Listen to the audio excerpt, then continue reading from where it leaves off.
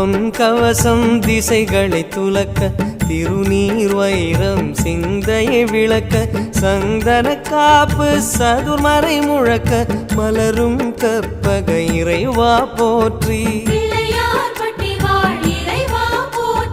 கலியுகம் காக்கும் கணபதி நாதா வலம்புரி நாதா அபயம் அபயம் அபயம் அருளும் இறைவா போற்றி